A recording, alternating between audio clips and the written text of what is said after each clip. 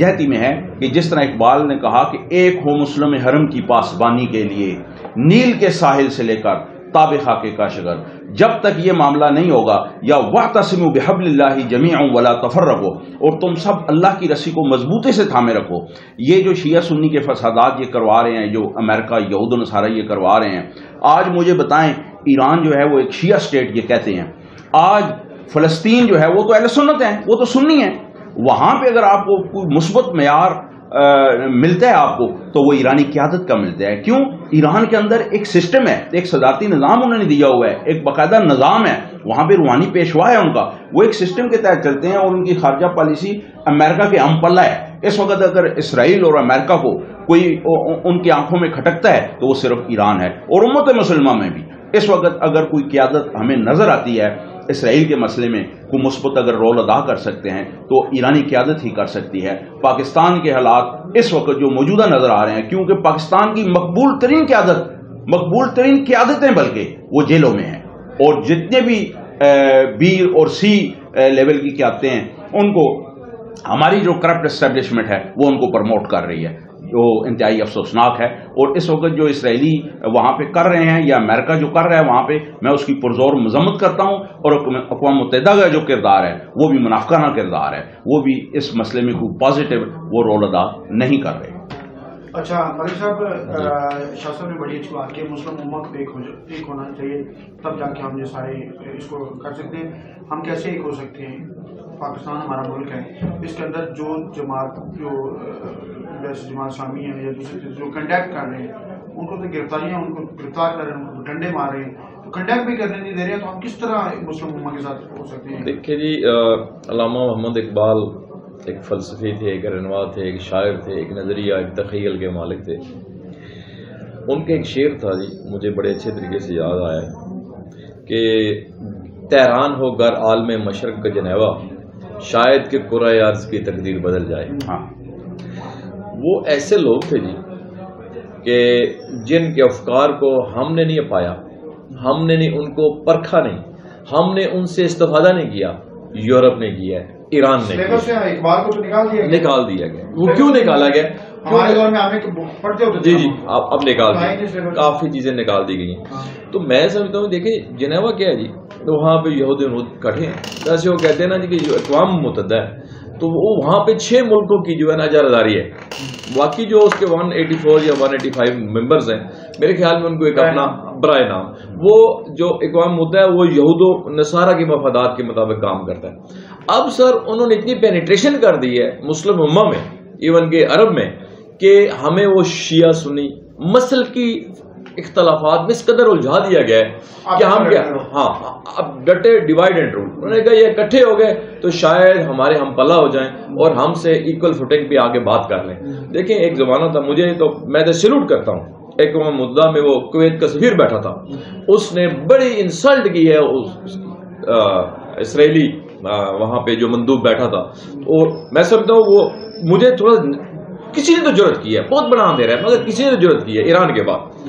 تو میں نہیں سمجھتا جی اس سٹیج پہ، کیونکہ لیڈرشپ کا بہت بڑا فقدان ہے، ہم ذاتی مفادات میں پڑے ہوئے. وہ شاہ صاحب نے بڑی اچھی بات کی کہ ملکیت بچانے کے لیے پورا جو ہے نا یہ ہمارا عرب جو وہ اپنے ملکیت بچا رہے ہیں، اپنے معاملات درست کر رہے ہیں کہ ہمارے ساتھ تو کچھ نہیں کرو گے، ہم انہیں مرتا ہوا چھوڑ دیں گے. ایران تو بڑی اچھی بات ہے جی. اب چائنا نے، ہم تو چائنا کو بھی سلوٹ کرتے ہیں، انہوں نے سعودیہ اور ایران کی دوستی کرا دی. اللہ نہ کرے اس وقت وہ دوستی نہ ہوتی تو میں سمجھتا ہوں کہ اب ایران کے اگینسٹ جو اس کی فیور کر رہا ہے ان کی فلسطینیوں کی، تو یہ جو خلیج تھا، یہ عرب ملک، یہ اسرائیل کے ساتھ کھڑے ہوتے ہیں. ٹھیک ہے نا، کم از کم اللہ خیر کرے. میں سمجھتا ہوں کہ کوئی چیز ناممکن نہیں ہے، مگر فی الحال پاکستان سر دیکھیں ویسے بھی سر یہ کہتے ہیں جو ملک ہے یہ مذہب کے نام پہ بنا تھا. ٹھیک ہے، جب مذہب کے نام پہ بنا ہے تو پھر اس کے بعد اللہ کے فضل ہوا ہے کہ ہمارے پاس ایک ایٹمی طاقت ہے. ہمارے کہتے ہیں ہمارے میزائل جو ہے اس قدر اس قدر ان کی بڑی رینج ہے کہ وہ امریکہ تک وہ مار کر سکتے ہیں. زنگ لگ چکا ہے, ٹھیک کہتے ہیں. یعنی ابھی پھر صورتحال ایسی ہے کہ نہ ہم 3 میں نہ 13 میں, ابھی تو ہماری بات ہی کو نہیں سنتا جی. سیدھی سی بات ہے. لیکن لاسٹ ٹائم جو مجھے یہ بات کرتے ہوئے تھوڑی شرم بھی محسوس ہو رہی ہے کہ $1 ارب $1.5 ارب کے لیے ہم نے کیا کیا ایگریمنٹ UNO کے ساتھ سائن کیے, ٹھیک ہے نا, یونائٹڈ نیشن کے ساتھ, ورلڈ بینک کے ساتھ. جی مگر یہاں نیچے انہوں نے سمندر کے ابھی پل بنائے. دیکھیں جی, دیکھیں ہمارے ملک میں پوٹینشیل بہت زیادہ ہے, پبلک بڑی لائل ہے جی اس ملک کے ساتھ. یہاں پہ جناب وہ کہتے ہیں نا کہ جو زمین بڑی زرخیز ہے, مگر وہ کہتے ہیں جب بھی کوئی بندہ اس ملک کی بہتری کے لیے کام کرتا ہے تو پھر اس کا انجام, وہ ڈاکٹر قدیر صاحب نے کیا کہا تھا کہ مجھے دکھ ہوا ہے اس ملک میں آ کر, جس قوم کے لیے میں نے کام کیا مجھے دکھ ہوا ہے. یقین کہ ان کا ایک فکرہ سمندر کو کہتے ہیں کوزے میں بند کر دیا, کہتے ہیں کہ ہم اتنے بہرحم قوم ہیں, ہم نے ان کے لیے کیا کچھ نہیں کیا. میں سر معذرت کے ساتھ BBC لندن کا ایک انگلش پروگرام تھا, وہ سن رہا تھا. اس میں 2 جو تھے وہ رپورٹر, ایک تو یعنی اینکر تھا, دوسرا ان کا رپورٹر ساتھی صاحب تھا, تجزیہ کار تھے. تو ان کا کہنا تھا کہ پاکستانی سیاست میں ایسی ہے, اس کی آپ مثال یوں دے سکتے ہیں کہ جو بندہ بھی پاکستانی سیاست میں آیا وہ جیل میں پھر زندگی ہے. یعنی آپ یہ اس طرح کی مثالیں دی جاتی ہیں کہ یہ جیل میں جانا لازم ہے پھر آپ کو, کہ وہ ایک روایت بن گئی ہے. میں آپ کو ایک بات بتاؤں کہ تھوڑا سا بحیثیت ممبر آف لیگل فرٹرنیٹی, اب کہتے ہیں اس ملک میں کہ 90 ڈیز کانسٹیٹیوشن کہتا ہے کہ اگر کوئی اسمبلی ڈیزالو ہوگی تو ود ان 90 ڈیز یہاں پہ الیکشن ہوں گے ہر 2 صورت میں. اور ایکسیپشنز یہ ہے کہ اللہ نہ کرے کوئی ایسے معاملات ہے, کوئی فائنینشیل آ گیا پرابلم, کوئی سیلاب آ گئے ہیں, کوئی ایسی آفات آ گئی ہیں, تو ایک پریسیڈنٹ بھی موجود ہے کہ 1 سال ایکسٹینڈ کیا جا سکتا ہے, مگر اس کے لیے کوئی کنکریٹ ایویڈنس کا معاملہ ہو. ہماری سپریم کورٹ نے کہا, ڈائریکشن دی پنجاب میں الیکشن ہو, KPK میں الیکشن ہو. تو سر یہاں کون سا سسٹم چل رہا ہے؟ یہاں وہ کہتے ہیں جس کی لاٹھی اس کی بھینس, اور جس کی لاٹھی وہ بھی آپ کو پتہ ہے, اور وہ ایک لاٹھی سے ہم کو ہانک رہے ہیں, اور اتنا بڑا ظلم ہے. اور میں کہتا ہوں جو ہمارا جسٹس سسٹم ہے ہمارے, دیکھیں گے وہ سپریم کورٹ کے 18 ججز بیٹھے ہوئے ہیں. دیکھیں اب لوگ اگر مر جائیں تو جیلوں میں آپ کو ایسی مثالیں بھی دے سکتا ہوں, لوگوں کی ڈیتھ ہو گئی ہے اس کے بعد اپیلیں نکلی ہیں سپریم کورٹ میں.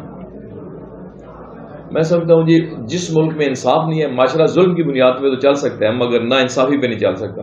میرے منہ میں خاک, اللہ اس ملک پہ رحم فرمائے. وہ ایک ہے بڑی معروف ایک عقائد بھی ہے کہ کفر کا نظام تو چل, جناب علیہ السلام نے کہا ظلم کا نظام. یہاں نا انصافی ظلم ہے جی. میں آپ کو پہلے عرض کر چکا ہوں کہ یہاں پہ منتھلی بیسس پہ بے گناہ لوگوں کو اندر کیا جاتا ہے.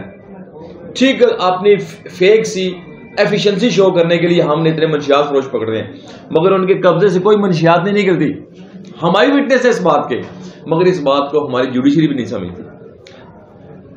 سر شاہ صاحب لاسٹ میں بس آپ سے بات کرنا چاہوں گا کہ اکثر ایسے ہوتا ہے کہ ہمارا یہ جوڈیشری کا نظام اتنا سلو کیوں ہے, اتنا بوسیدہ کیوں ہے. میں بوسیدہ کا لفظ استعمال کروں گا.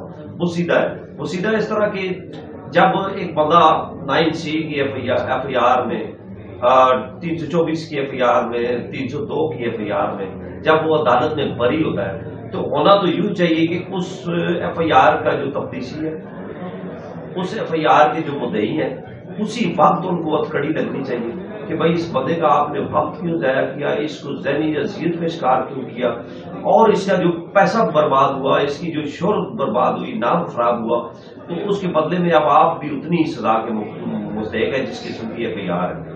تو یہ میں سمجھتا ہوں اگر ایسا ہو جائے تو پھر بوگس FIR بھی نہ ہو اور بوگس کیس بھی نہ ہو. جی راجہ صاحب, یہ آپ تو پوری اس پاکستانی قوم کی ترجمانی کر رہے ہیں, تمام لوگوں کے دلوں میں ایسے ہی آ رہا ہے. ابھی خادم حسین ملک صاحب نے بتایا کہ پولیس جو ہے وہ 90% جو ہے وہ غلط FIRیں دیتی ہے. اب دیکھیں نا, منشیات فروش جو یہ پکڑتے ہیں, جو مین منشیات فروش ہے اس سے تو یہ منتھلی لے رہے ہوتے ہیں, ان سے یہ بتا وصول کر رہے ہوتے ہیں, اور ان کے جو آگے جو ہوتے ہیں اہلکار جو 1000 روپے دیہڑی والے ہوتے ہیں, ٹھیک ہے جی، جو مطلب کیریئر ہوتے ہیں ان کے، ٹھیک ہے جی، تو ان کو یہ پکڑ کے جناب من تو اپنی ایریے کی جو رپورٹ ہے وہ اوکے کر لیتے ہیں۔